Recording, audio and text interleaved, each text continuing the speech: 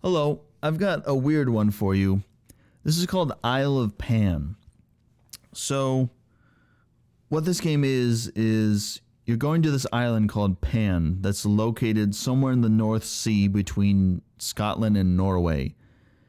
You're on an assignment to photograph the creatures on the island, and you must be some kind of zoologist or something, but then you right away find out that this is some island that leads to different dimensions, and there's all kinds of weird creatures and stuff in here. There's like cryptids and UFOs and other kind of mythical creatures and stuff like that. It's very weird. It's very strange. Before we get into that though, let's look at the settings here. You can play this in VR with, I believe, a Steam VR or an Oculus. I'm not playing this in VR because I don't have a VR headset, so I'm just using keyboard and mouse. You can also, in the controls, you can play with the controller, but I'm not using a controller either. So visual quality, you can only do low, medium, high. You can't set the resolution. You can't do any sort of settings for the textures or anti-aliasing or anything like that. So I think this is probably running at whatever my maximum resolution for the screen, which is what is it, 3840 by it's like 6K or something like that, which is pretty high. I wish I could tone that down. I don't think my computer is running too hot, but more options for the visuals would be good. This is just, you can take photos in the game, you can do some different settings here.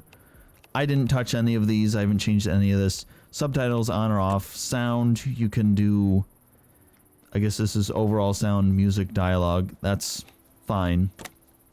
You can do full screen or windowed. I don't really notice a difference between the two at all, so I don't know about that. You can look at all the controls here. You can remap these, and in this menu I can't use the mouse, so you have to use the W or S keys or the up and down arrow keys on your keyboard to get to the option that you want to rebind, and then use whatever your select do action button is. Originally it was the enter key. I changed it to E because I didn't want to have to take my hand away from the movement keys or take my hand off of the mouse to press to do something. It's a little weird that it's on enter by default, but whatever. I changed that pretty easily. You have the gamepad options over there on the right. You can adjust sensitivity down here at the bottom, and you can play either in first person or third person with this change point of view. At any time, you can swap between first and third person. I've been playing in first person though. So, let's go back. You can, I'm not going to open this, but you can change where photos get exported to on your computer. So you can save all these pictures in a folder and change where they go. Language, the only thing available right now is English. It would be nice to see other languages, but English is all there is right now. So pretty lacking in the visual settings, very lacking in the visual settings, although you can kind of see the game running behind us here. It's not too graphically intensive, but still having more options is always better. And certainly being able to change the resolution would be really helpful, because for some people, they're not going to want to run it at the maximum resolution for their screen. Like, I would rather not be running this in 6K or whatever it is my monitor is at. I'd rather run this at a lower resolution so it doesn't heat up my PC as much, but hopefully those can be changes that they add in later. Let's jump into the game.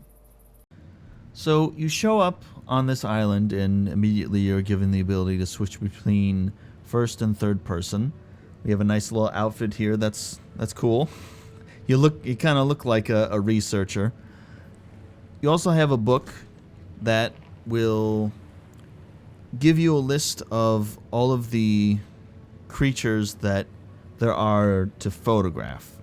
But you have to find these altars where you place the book, and it gives you the list of creatures in... I believe it's in that general area is what usually happens. So you'll be walking along a path, you'll find a little altar, and then usually whatever's in front of you, and a little bit to the left and a little bit to the right, the general area in front of you is where you're going to find these creatures. So you'll have some idea of where to go.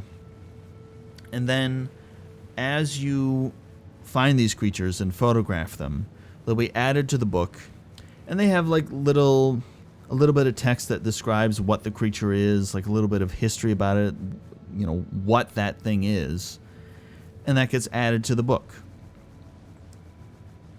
You have a home, quote unquote, home area. It's a little house where it keeps track of all of the creatures that you've photographed as well. And you can... I haven't quite figured out how to put photos on the wall. I think that you can change what photos are on the wall, but I'm not sure how to do it. Because when you walk in, the frames on the walls will automatically just populate with photographs. But there must be a way to do it manually. And I did notice that whenever I walk into the house, the game stutters a little bit. I think that's just because it's loading all of the pictures and putting them on the walls. Other than that, haven't had any problems running the game. There's no kind of screen tearing. I haven't noticed drops in the frame rate. It seems to run very well from what I have seen. This is your little house that keeps track of all the photos that you've taken, and it's the same place where you will be teleported back to after you have come back from a different dimension. You can see there's a map of the whole island here. It's relatively big. There's quite a lot of places to go to.